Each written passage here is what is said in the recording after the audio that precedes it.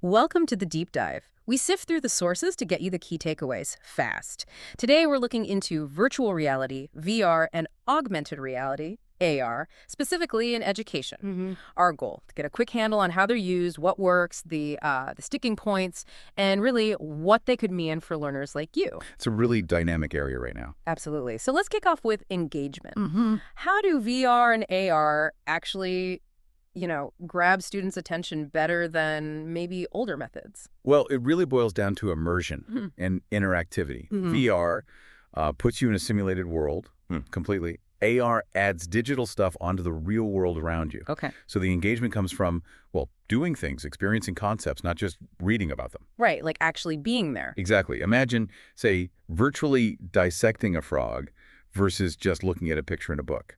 Huge difference. So it's about making things feel real, interactive. Precise. Where are we actually seeing this happen, like in real classrooms? Any specific examples? Oh, yeah. VR is big for virtual field trips. Think ancient Rome, or maybe the Amazon rainforest. Wow, okay. Also, complex science stuff, like playing with 3D molecules or even practicing public speaking without the real-world pressure. Makes sense. And AR. AR pops up in things like interactive textbooks, where models jump off the page, or Ugh. gamified learning that layers onto, say, a worksheet or a classroom activity. Makes it more immediate. That paints a clear picture. Okay, practicalities. Cost. Is VR or AR generally more expensive for schools? Generally, AR can be a bit cheaper to start with, Right, yeah. because lots of AR apps just run on phones or tablets schools might already have. VR often needs those dedicated headsets, and that's a bigger upfront cost, usually. Okay. So AR might be an easier first step for some. It can be, yeah. Hmm. But long-term costs, what you need it for, Hmm. that all plays a role, too. Got it.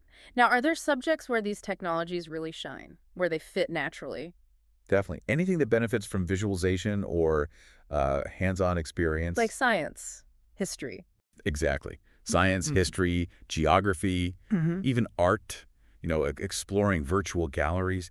Imagine seeing complex math concepts, like visualized right there in the room with AR. Yeah. And the sources also highlighted language learning, particularly with VR. Okay, immersive language learning. That sounds interesting. How does VR help with that specifically? Well, it can drop you right into real-world situations, Ah. like ordering coffee or asking for directions, but all in the language you're learning. You're interacting with virtual characters needing to actually communicate. So it's practice in context, less abstract. Precisely. It can really speed things up. This all sounds great, but what about the teachers? Do they need special training for this? Oh, absolutely.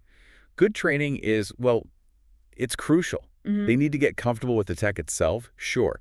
But more than that, they need to know how to weave it into their lessons effectively. Right. It's not just about the tech, it's the pedagogy. Exactly. How to guide learning, how to assess it in these new environments. It's a shift in approach. So the goal is better learning, right? Not just shiny new toys. Is there solid proof yet that VR and AR actually improve learning outcomes? That's the big question. Early signs are positive for engagement, motivation. Students often love it. Sure. But really strong long-term evidence proving, definitively better test scores or retention across the board, that's still developing.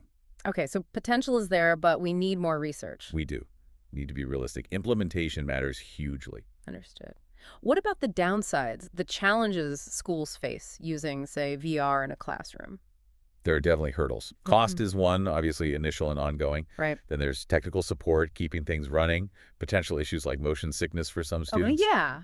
And just the logistics, Yeah. managing headsets, making sure everyone gets a turn fairly, Yeah. which brings up equity. Yes, equity of access. That seems critical. How do we Yeah. make sure all kids get these opportunities, not just those in well-funded schools?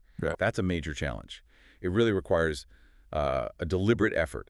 Funding, yes, but also smart resource sharing, good professional development everywhere. So it's a systemic issue. It is. We have to actively work to make sure the digital divide doesn't get wider with these powerful tools. Are there specific tools or platforms already out there designed just for education? Yes, definitely. The market's growing. There are platforms offering curriculum-aligned VR and AR content, tools for teachers to manage things. So resources exist for educators looking to explore this. They do. They're becoming more available. Okay. This has been a really insightful deep dive.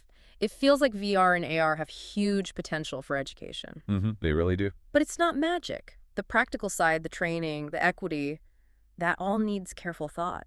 Absolutely. It's about using them strategically. The real power isn't just the novelty, it's creating genuinely engaging, meaningful learning moments. So thinking ahead, with VR and AR advancing so fast, what might the classroom of the future actually look like? And maybe more importantly, how do we best prepare for it right now? Something for you to think about. Thanks for diving deep with us.